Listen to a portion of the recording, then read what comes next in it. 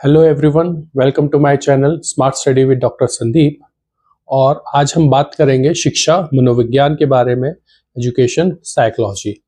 अगर हम हायर के लिए तैयारी कर रहे हैं एजुकेशन में या यूजीसी नेट की तैयारी कर रहे हैं एजुकेशन में, तो ये एक बड़ा इम्पॉर्टेंट रोल प्ले करता है उसके सिलेबस में भी और क्वेश्चंस के लिए भी।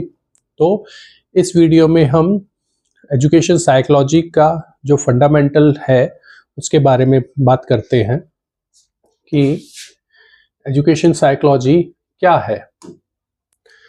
जब हम बात करते हैं एजुकेशन साइकोलॉजी की, तो वही चीज़ है, दो शब्दों से मिलकर बना है, शिक्षा और मनोविज्ञान, एजुकेशन और साइकोलॉजी।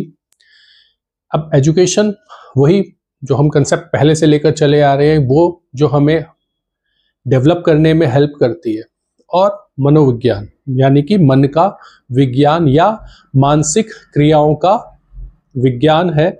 जब हम मानसिक क्रियाओं के बारे में बात करते हैं तो हमारा कंसेप्ट आता है कि कैसे मानसिक क्रियाएं हमारी शिक्षा को डेवलप करने में यूजफुल है और शिक्षा कैसे हमारी मानसिक क्रियाओं को डेवलप करने में हेल्पफुल है। पहले देखते हैं meaning and definition of education. Generally जो एजुकेशन का एक जनरल कंसेप्ट निकल कर आता है वो आता है क्लासरूम एजुकेशन से, स्कूल एजुकेशन से। एजुकेशन जो है वो सिर्फ स्कूल एजुकेशन तक ही सीमित नहीं है। जब हम इसे देखते हैं फॉर्मल और इनफॉर्मल एजुकेशन के रूप में, तो स्कूल एजुकेशन हमारी फॉर्मल एजुकेशन का एक रूप है, जहां बच्चा किताबी ज्ञान सीख रहा है, अपनी स्किल्स को डेवलप कर रहा है, अपना डेवलपमेंट कर रहा है, डिफरेंट सब्जेक्ट्स को स्टडी कर रहा है।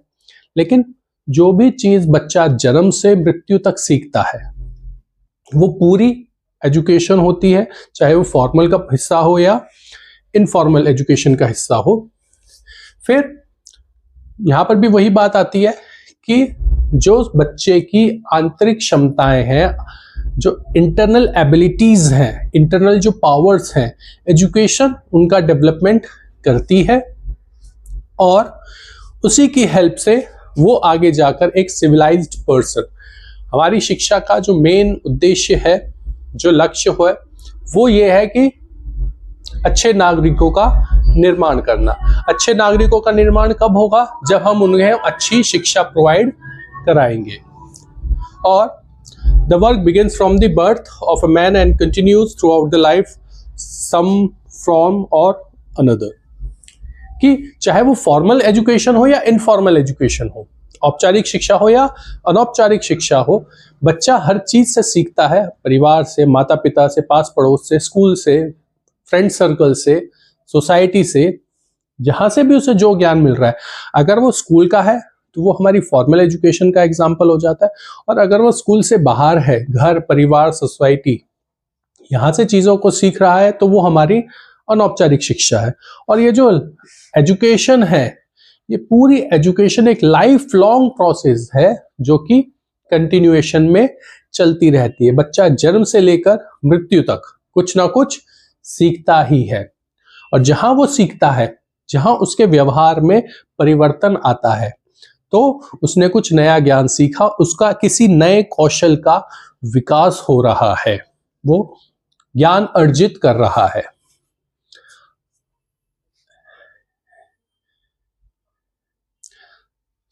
The nature and function of education have been explained mainly by philosophers, sociologists, scientists, psychologists. बड़ा इंपॉर्टेंट कंसेप्ट आता है कि शिक्षा के देखने का नजरिया वैज्ञानिकों का अलग है, दार्शनिकों का अलग है, मनोवैज्ञानिकों का अलग है, समाजशास्त्रियों का अलग है। सबने एजुकेशन को अपने पॉइंट ऑफ व्यू से, अगर कोई समाजशास्त्री है तो उसने सामाजिक दृष्टिकोण से शिक्षा को एक्सप्लेन करा, कोई वैज्ञानिक है तो उसने वैज्ञानिक दृष्टिकोण से शिक्षा को एक्सप्लेन करा है, कोई दार्शनिक है उसने दर्शन के हिसाब से एजुकेशन को एक्सप्लेन किया है। तो हमें पहले एक जनरल आइडिया लेकर चलते हैं कि सबका क्या है। यहां पर हम बात कर रहे हैं फिलोसफर्स के अकॉर्डिंग, दर्शन के according. Highlight the fact about education that it is a purposeful process through which man's knowledge and skills are increased and his behavior is changed and refined. कि एजुकेशन फिलोसफर्स के according क्या है कि बच्चा उससे सीख रहा है, नया ज्ञान अर्जित कर रहा है और उसमें अपना ज्ञान जोड़कर आगे प्रचार प्रसार करते हुए नए ज्ञान को नेक्स्ट पीढ़ी तक पहुंचा रहा है। और वही चीज आती है यहां पर भी कि ज्ञान का प्रचार प्रसार और संचय अगर हम पीढ़ियों से देखते हुए आए तो यही चीज निकल कर आती है कि हम अपनी नॉलेज को नेक्स्ट जनरेशन तक ट्रांसफर कर रहे हैं, चाहे वो संस्कार के रूप में हो, चाहे वो कौशल के रूप में हो, चाहे वो शिक्षा के रूप में हो। तो यही चीज निकल कर आती है कि हमने जो सीखा है वो हमें जब किसी दूसरे व्यक्ति तक पहुंचाना है, चाहे वो हमारी नेक्स्ट जनरेशन हो, हमारे स्टूडेंट हो, हमारी सोसाइटी हो, तो हमें जो सीखा हुआ ज्ञान है वो दूसरे तक पहुंचाकर अपना कार्य, अपना दायित्व पूर्ण करना है। इसमें हमें मनोविज्ञान की आवश्यकता पड़ती है। आगे बढ़ते हैं। कुछ डेफिनेशंस है एजुकेशन की। पहले गांधी जी के अनुसार by education I mean an all round drawing out of the best in child and mind, body and spirit. ने जो बात कही है शिक्षा के लिए कि शिक्षा इस प्रकार की होनी चाहिए जिससे कि बच्चे का शारीरिक, मानसिक और उसकी आत्मा का भी विकास हो सके। मींस बच्चे के अंदर जितनी भी एबिलिटीज है, जितनी भी क्षमताएं हैं, उनका पूरा विकास हो, उसकी आत्मा का विकास हो और उसके शरीर का भी विकास होना चाहिए।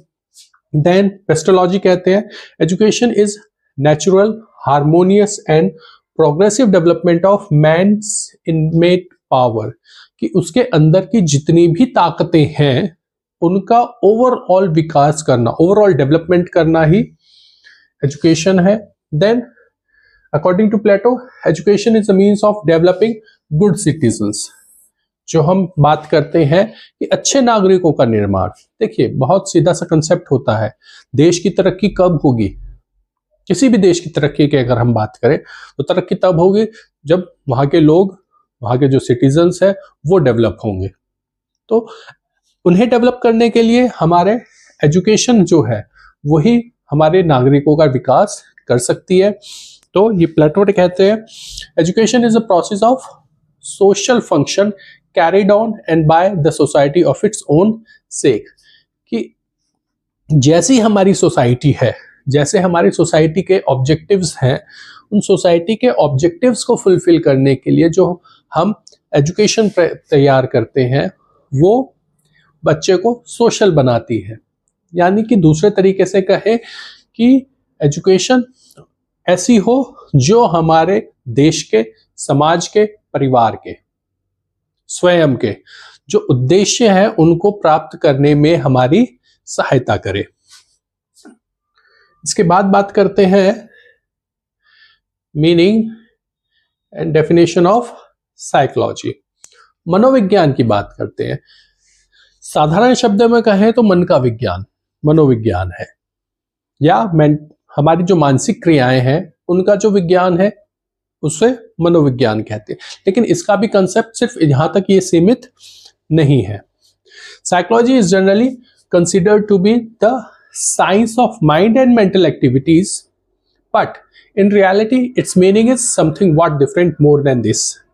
At present psychology means the positive science in which the factors, motivators and controlling element of the psychology and mental behavior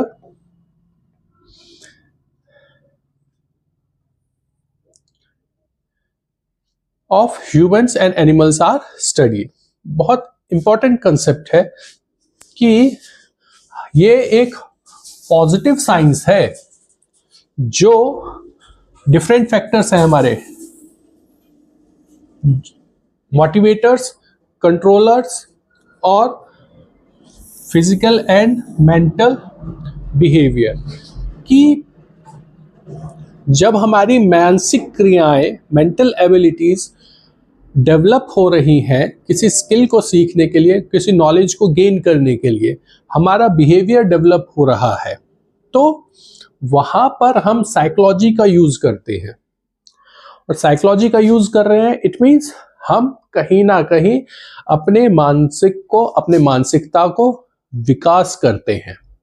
जब हम स्वयं की मानसिकता का विकास करेंगे तभी हम दूसरे को मोटिवेट कर पाएंगे। अगर व्यक्ति खुद मोटिवेट नहीं है, वो खुद ग्रसित है किसी समस्या से, तो वो दूसरे का समाधान करने में उससे समस्याएं आती हैं। वही चीज यहां पर है। पॉजिटिव साइंस है जिसमें मोटिवेटर्स, कंट्रोलिंग एलिमेंट्स और मेंटल बिहेवियर, जो भी चीजें बच्चे की समस्याएं क्रिएट कर रही है उसके व्यवहार को सुधारने में, उसके व्यवहार को डेवलप करने में, ये उन सारी चीजों का कंट्रोल करता है। इसकी डेफिनेशंस देखते हैं। Psychology is a science of human behaviour by Kolesnik. साधारण भाषा में कि हाँ, जो मनोविज्ञान है वो व्यवहार का विज्ञान है। वाटसन कहते हैं psychology is a science of human behaviour and human relations, कि व्यवहार का विज्ञान है और मनुष्य के संबंधों का विज्ञान है। क्रो एंड क्रो के अनुसार psychology is the science of human behaviour and human relationship. यहां भी वही बात आती है, रिश्तों के ताने बाने की और उसके व्यवहार की। वर्ड्सवर्थ की definition, first psychology lost its soul, then it lost its mind, then it lost its consciousness, it still has behavior of short। अगर हम लास्ट डेफिनेशन देखें वाटसन की, तो ये डेफिनेशन साइकोलॉजी के पूरे इतिहास को डिफाइन करती है। जैसे first psychology lost its soul, जब मनोविज्ञान विषय की शुरुआत हुई थी तो इसे आत्मा का विज्ञान कहा गया। कुछ समय के बाद जब आत्मा के ऊपर और गहनता से विचार होने लगा कि आत्मा की कोई परिभाषा नहीं होती, किसी ने आत्मा को नहीं देखा, तो साइकोलॉजी की डेफिनेशन फिर चेंज हो गई और ये बन गई मस्तिष्क का विज्ञान, माइंड का विज्ञान।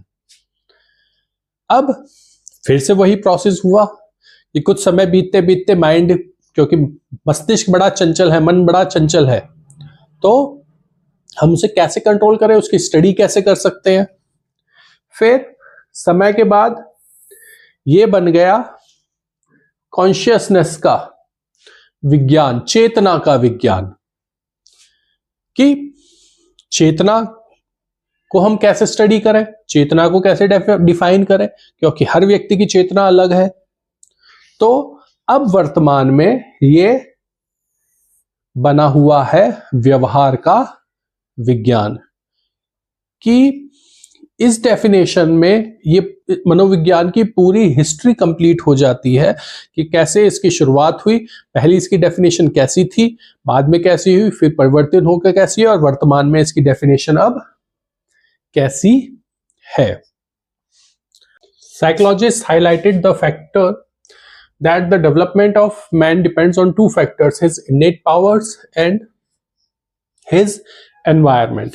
बड़ा इंपॉर्टेंट फैक्टर आता है कि जब हम किसी भी बच्चे की ग्रोथ एंड डेवलपमेंट के बारे में बात करते हैं, विकास के बारे में और वृद्धि के बारे में बात करते हैं, तो दो ही चीजें आकर रुक जाती हैं। एक उसकी आंतरिक क्षमताएं, उसके आंतरिक गुण, और दूसरा उसका आसपास का वातावरण। ये दो चीजें हैं जो पूरी तरीके से बच्चे के विकास में, समझने में, ग्रोथ में, डेवलपमेंट में, लर्निंग में इफेक्ट डालती हैं। अब ये दोनों फैक्टर्स जब हम मनोविज्ञान के नजरिए से देखते हैं तो इनमेट पावर्स, कि उसके आंतरिक जितनी भी क्षमताएं हैं, उसके जो गुण हैं, दोष है, कमियां हैं, व्यवहार है, उसका इंटरेस्ट है, उसके व्यवहार में जितनी भी समस्याएं हैं, अच्छी हैं या बुरी हैं, जैसा भी उसका व्यवहार हो रहा है, उसका कहीं ना कहीं जो इम्पैक्ट रहता है वो उसके एनवायरनमेंट का और या उसकी इनेट पावर्स का रहता है। Therefore, through education, first of all, the innate powers of man should be developed। कि इसीलिए सबसे पहले हमें शिक्षा के माध्यम से उसकी जो आंतरिक गुण है, आंतरिक कमियों को है, उन्हें डेवलप करना है, कमियों को खत्म करना है और गुणों का विकास करना है एजुकेशन के माध्यम से। After that they should टॉच everything that the society और नेशन वांट्स, और उसके बाद ही हम बच्चे को वो सारी चीजें सिखा पाएंगे जो कि एक समाज को, एक देश को, एक राष्ट्र को बच्चे से चाहिए होती हैं। Education is purposeful process that continues in society through which the innate powers, एक प्रॉपर प्रोसेस है, लाइफ लॉन्ग प्रोसेस है एजुकेशन, जो हमारी सोसाइटी में चलती रहती है और बच्चे की जो आंतरिक ताकतें हैं, आंतरिक गुण हैं, उनका विकास अपने अनुसार करती है। Being are developed, his knowledge and skills are increased and his behavior is changed. जैसे जैसे बच्चा चीजों को सीखता है, जानता है, पहचानता है, वैसे वैसे उसके व्यवहार में सुधार होता चला जाता है और made civilised culture and good citizen, ऐसे ही धीरे धीरे वो एक सभ्य समाज का हिस्सा, सभ्य नागरिक बनता है और अपने समाज के विकास में सहायता प्रदान करता है। Through this both the individual and the society develops continuously, कि इस माध्यम से बच्चा और समाज दोनों ही एक दूसरे के पूरक होते हैं, दोनों ही एक दूसरे के विकास में सहायता प्रदान करते हैं और दोनों के ही विकास से एक दूसरे की कमियों की पूर्ति होती है। तो सीधे तौर पर कहें कि जैसा हमारा समाज है, जैसे हमारे समाज की उद्देश्य है, जरूरतें हैं, वैसी ही हमारी शिक्षा होगी, क्योंकि समाज और शिक्षा एक ही सिक्के के दो पहलू कहे जाते हैं कि जैसा समाज वैसे ही शिक्षा और जैसी शिक्षा वैसा ही वहां का समाज होगा। अगर हम बड़े लेवल पर देखें तो जितने भी हमारे विकसित राष्ट्र हैं, डेवलप कंट्रीज हैं, वहां का जो शिक्षा प्रोसेस है, एजुकेशन का जो प्रोसेस है, वो उतना ही ज्यादा डेवलप है, और जो देश पढ़ाई में, एजुकेशन सिस्टम में थोड़ा पीछे है, वो डेवलपमेंट में भी उतना ही पीछे है। तो एजुकेशन और सोसाइटी दोनों ही एक दूसरे के पूरक है। Then relationship between education and psychology, कि शिक्षा और मनोविज्ञान में कैसे रिलेशन है, देखते हैं। Education is the purpose of increasing the knowledge and skills of man, changing his behaviour, and psychology is the science for studying the factors, motivators and controlling elements of human behaviour. दोनों ही चीजें, चाहे वो education हो या psychology हो, यही बात बोलती है कि पहले हमें बच्चे की नॉलेज और उसके स्किल्स को डेवलप करना है, और जहां पर स्किल्स आ जाती हैं वहां पर बिहेवियर आ जाता है। तो एजुकेशन से जो स्किल्स डेवलप हो रही हैं, उससे बच्चे का बिहेवियर डेवलप हो रहा है, और जहां बिहेवियर डेवलप होता है वहां पर साइकोलॉजी ऑटोमेटिकली आ ही जाती है। क्यों? क्योंकि psychology is the science for studying factors, motivators and controlling elements, कि वो चीजें जो बच्चे के व्यवहार को कंट्रोल करती हैं, मोटिवेशन को कंट्रोल करती हैं, लर्निंग को कंट्रोल करती हैं, वो साइकोलॉजी के पार्ट में आ जाती है। It is clear that both of these related to human behaviour, hence there should be close relationship between the two. इसलिए एजुकेशन और साइकोलॉजी दोनों ही एक दूसरे के कोरिलेशन में रहते हैं, पॉजिटिव कोरिलेशन रहता है, कि जहां पर हमें बच्चे के एजुकेशन डेवलप करनी है तो उसके बिहेवियर को डेवलप करना है, तो उसके इन्नेट पावर्स और उसके एनवायरनमेंट को भी देखना पड़ता है, और एजुकेशन के अकॉर्डिंग अगर हमें बच्चे की बिहेवियर को डेवलप करना है तो हमें साइकोलॉजी के पार्ट्स यूज करने पड़ते हैं। ऐसे ही education is the process of bringing about the desired change in human,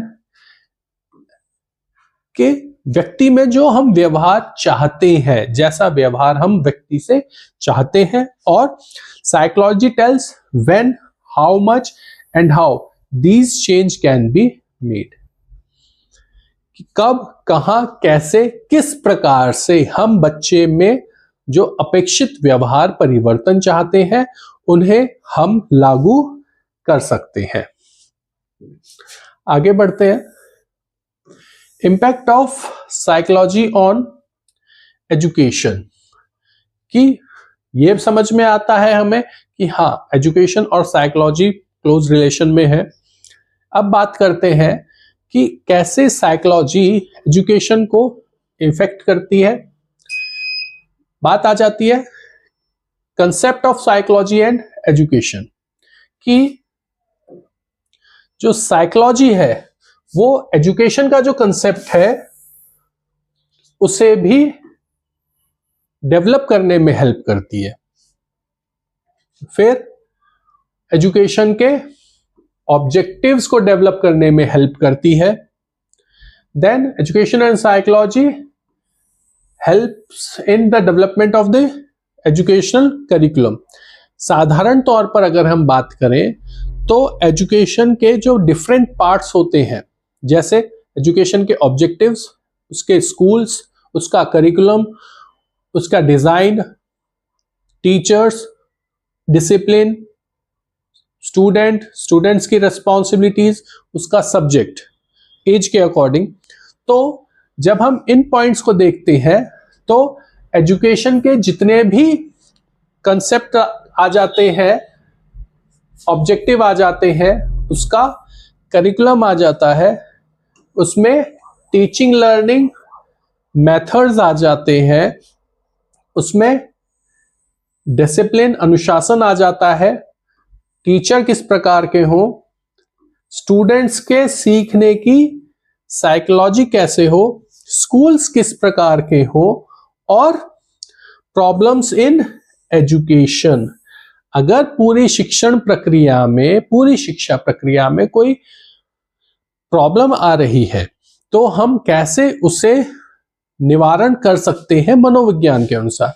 अब एक एक पॉइंट्स अगर हम लेकर देखें तो शिक्षा और मनोविज्ञान ये दोनों मिलकर शिक्षा के लिए नए कंसेप्ट्स तैयार कर रहे हैं। यानी कि साइकोलॉजी ये बताती है कि समय के अनुसार शिक्षा के जो कंसेप्ट्स हैं, जो प्रिंसिपल्स हैं, जो एम्स एंड ऑब्जेक्टिव्स हैं, वो समय के साथ साथ भी अपडेट होते रहने चाहिए। फिर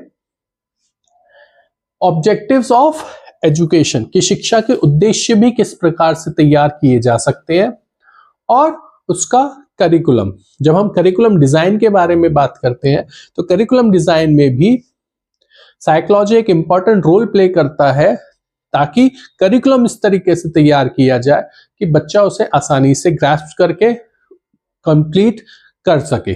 देन टीचिंग मेथड्स बहुत इंपॉर्टेंट पार्ट है, कि क्लासरूम में टीचर का जो बिहेवियर है वो किस प्रकार से हो, ताकि बच्चा टीचर की नॉलेज को साथ साथ उसके बिहेवियर को भी देखकर अपने बिहेवियर को डेवलप कर सके।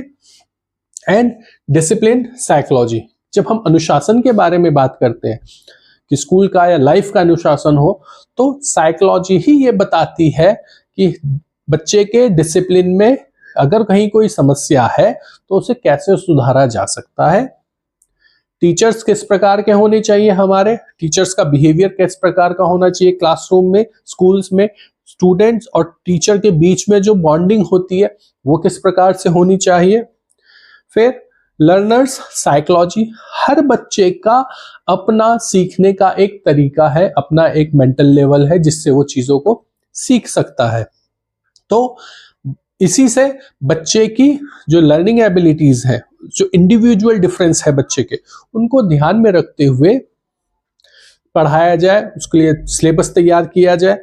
देन साइकोलॉजी एंड स्कूल, विद्यालयों का निर्माण, किस प्रकार के विद्यालय हो, किस प्रकार से उनकी शिक्षण क्रियाएं चलती हैं, किस प्रकार से उनका टीचर स्टूडेंट रिलेशनशिप रहता है, ये सारी चीजें स्कूल का पार्ट में आती है। और अगर कोई प्रॉब्लम आ रही है एजुकेशन के, तो मनोविज्ञान वहां पर हेल्प करता है। इसके बाद impact of education on psychology, इसी का वाइस वर्सा, कि कैसे शिक्षा मनोविज्ञान को इम्पैक्ट करता है। तो study of psychology is possible through education. भाई सीधी सी बात है, अगर शिक्षा ही नहीं होगी तो मनोविज्ञान को पढ़ेंगे कैसे। तो हमारा शिक्षा की मदद से ही मनोविज्ञान का अध्ययन करते हैं। Knowledge of psychology is preserve through education, कि जो साइकोलॉजी की नॉलेज है वो एजुकेशन के थ्रू प्रिजर्व होती है। और whatever facts are known in the field of psychology and whatever growth development done in the field of psychology, it is possible through education। कि शिक्षा मनोविज्ञान में जितना भी डेवलपमेंट हुआ है वो सारा डेवलपमेंट शिक्षा ने ही किया है। बहुत छोटी सी कि भाई मनोविज्ञान है, शुरुआत कैसे हुई, जब शिक्षित लोगों ने उस पर गौर करना शुरू करा। तो जब शिक्षा है, शिक्षा ने ही मनोविज्ञान को जन्म दिया है और शिक्षा के द्वारा ही इसका विकास होता चला जा रहा है। एजुकेशन साइकोलॉजी, अभी तक हमने देखा एजुकेशन और साइकोलॉजी को दोनों के इम्पैक्ट करते हुए, दोनों को अलग पहलुओं से। अब हम बात करते हैं एजुकेशन साइकोलॉजी की। मैं ये चीज क्लियर कर देता हूं कि साइकोलॉजी का वो पार्ट जो एजुकेशन में यूज किया जाता है, हम सिर्फ उसी पर ही फोकस करते हैं। क्योंकि अगर हम सिर्फ मनोविज्ञान लेते हैं तो मनोविज्ञान के बहुत टाइप्स है, डिफरेंट है, उनमें से एक होता है हमारा education psychology. Education psychology is the application of findings and theories of psychology in the field of education by Kolesnik. कि मनोविज्ञान के जो थ्योरीज हैं, जो प्रिंसिपल्स हैं, उनका एजुकेशन के ऑब्जेक्टिव्स को प्राप्त करने के लिए, शिक्षा के उद्देश्यों को प्राप्त करने के लिए जब मनोविज्ञान के नियमों सिद्धांतों का प्रयोग किया जाता है तो वो हमारा शिक्षा मनोविज्ञान है। Education psychology utilise those findings that deal specially with the experience and behaviour of human being in educational situation by Skinner. कि मनोविज्ञान के द्वारा जब हम बच्चे के शैक्षिक विकास के बारे में बात करते हैं कि बच्चे का शैक्षिक विकास हो सके, किसके आधार पर, उसके व्यवहार के आधार पर, तो वो हमारे शैक्षिक मनोविज्ञान है। और education psychology is the study of psychological aspect of education situation according to Trow. कि जब हम स्टडी करते हैं साइकोलॉजिकल एस्पेक्ट्स को in respect of educational situation, कि शिक्षा में इसका हम किस प्रकार से उपयोग कर सकते हैं डिफरेंट थ्योरीज का, तो ये हमारा एजुकेशन साइकोलॉजी हो जाती है। और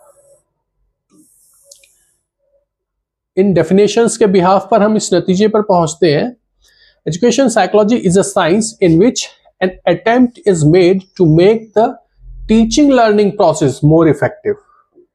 कि हमारे जो क्लासरूम की टीचिंग लर्निंग प्रोसेस है, जो क्लासरूम इंटरेक्शन है बिटवीन टीचर एंड स्टूडेंट, उसे और ज्यादा इफेक्टिव बनाया जाए